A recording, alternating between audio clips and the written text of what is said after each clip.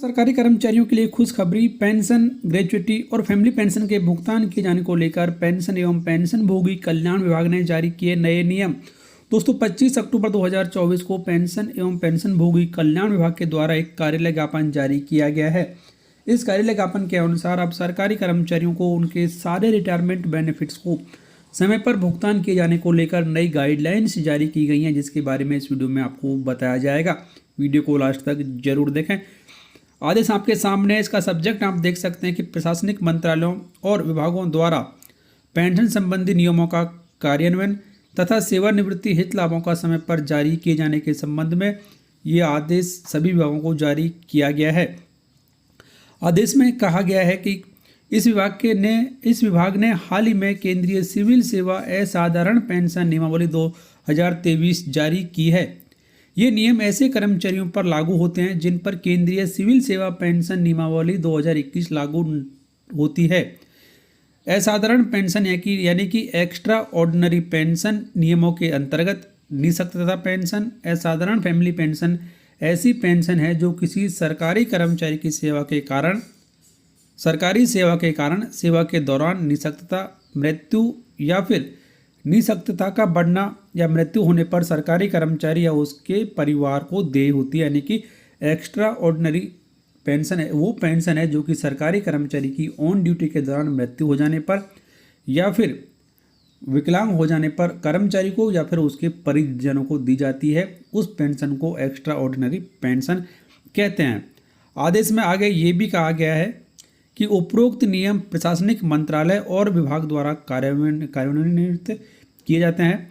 हाल ही में ऐसे ही एक मामले में अदालत ने सरकारी सेवा के दौरान अपने कर्तव्य का निर्वहन करते हुए मारे गए कुछ सरकारी कर्मचारियों के पात्र कुटुंब के सदस्यों को असाधारण पेंशन देने का आदेश दिया। अदालत की ओर से उन्हें असाधारण पेंशन नियमों के अधीन फैमिली पेंशन देने का आदेश दिया गया। तथापि संबंधित विभाग ने यह विचार किया कि चूंकि ये कर्मचारी असाधारण पेंशन नियमों के अंतर्गत कवर किए जाते हैं, जिन्हें पेंशन एवं पेंशनभोगी कल्याण विभाग द्वारा अधिसूचित किया गया है, इसलिए आदेश को पेंशन एवं पेंशनभोगी कल्याण विभाग द्वारा लागू किया जाना चाहिए।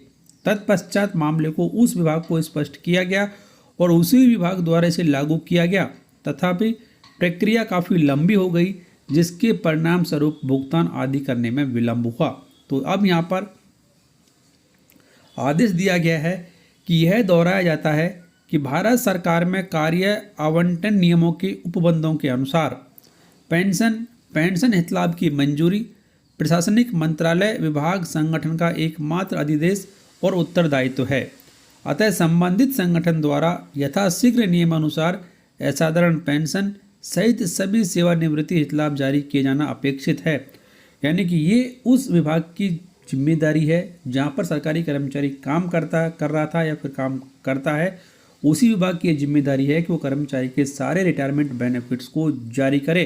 तो यह उल्लेखनीय है कि केंद्रीय सिविल सेवा पेंशन नियमावली 2021 के नियम 65 के अनुसार पेंशन, उपदान और कुटुंब पेंशन के विलंबित संदाय पर ब्याज भी देय है। यदि इसमें देरी की जाती है तो पेंशन नियमों के अनुसार सरकारी कर्मचारी के रिटायरमेंट बेनिफिट्स पर ब्याज भी देना होगा।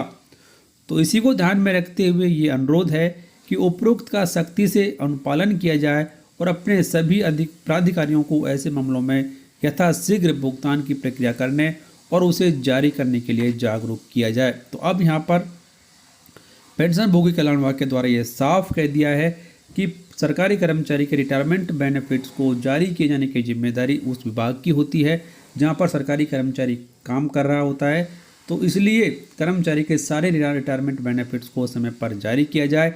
यदि इसमें देरी की जाती है तो सरकारी कर्मचारी को ब्याज का भुगतान भी किया जाएगा। तो ये एक महत्वपूर्ण कदम, जिसके बारे में आपकी राय कमेंट बॉक्स में जरूर लिखें। आदेश की कॉपी हमारी वेबसाइट, व्हाट्सएप चैनल और टेलीग्राम चैनल से प्राप्त की जा सकती है, जिनका लिंक इस वीडियो के डिस्क्रिप्शन में दिया गया है।